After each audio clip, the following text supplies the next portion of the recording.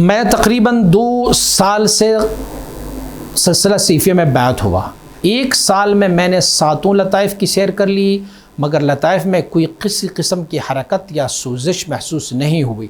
بہرحال مجھے نفیس بات مل گیا. میں نے نفیس بات صحیح طریقے سے نہیں کیا، اور نہ ہی نفیس بات کے دوران کوئی کیفیت، گرمی یا حرکت محسوس ہوئی کہ پیر صاحب نے مراقبات دی. ابھی میں نے مراقبات بھی مکمل کر لی ہے، مگر میرا نفی اس بات نہیں چلتا، نہ ہی کوئی ذرہ برابر کیفیت نصیب ہوئی ہے.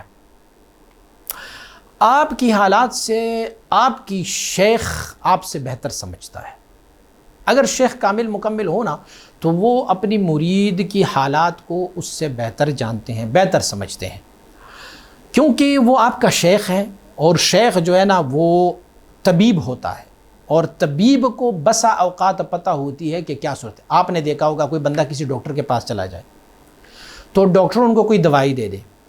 اب وہ بندہ اپنی ذہن اور خیال کے مطابق یہ سوچ رہا ہے کہ بھئی میں یہ دوائی تو کھا رہا ہوں، لیکن دوائی نے مجھے یہ والا کام کیا، یہ کیا. ایک بندہ جب ڈاکٹر کی دوائی کھاتا ہے تو وہ کہتا ہے کہ یہ تو بڑا مسہل دوائی ہے، یعنی اس نے مجھے اسہال کر دیا. طبیب سے دوائی لی، یار اس نے مجھے اسہال کیا، لیکن وہ اسہال اس وقت اس بیمار کو ضروری ہوتا ہے، ڈاکٹر اس کو بہتر سمجھ رہا ہوتا ہے. تو آپ کا شیخ جو ہے وہ آپ کا طبیب ہے. آپ کا شیخ، آپ کا مرشد آپ کی حال کو بہت بہتر سمجھ لیتا ہے. اسی لیے انہوں نے جب آپ کو نفیس بات اور مراقبات دی، اگرچہ آپ کو اس کی کیف اور لطافت محسوس نہیں ہو رہی، لیکن آپ کی شیخ کو آپ سے بہتر ان کے بارے میں معلومات ہے، ان کو پتہ ہوتا ہے. بعض اوقات جو ہے نا ہمارا ذہن اور خیال جو ہے وہ کچھ محسوسات کرتے ہیں، اور اس محسوسات کی وجہ سے پھر ہم یہ سمجھ رہے ہوتے ہیں کہ شاید میرا یہ کام ایسے نہیں ہو رہا، جبکہ ایسی بات نہیں ہوتی.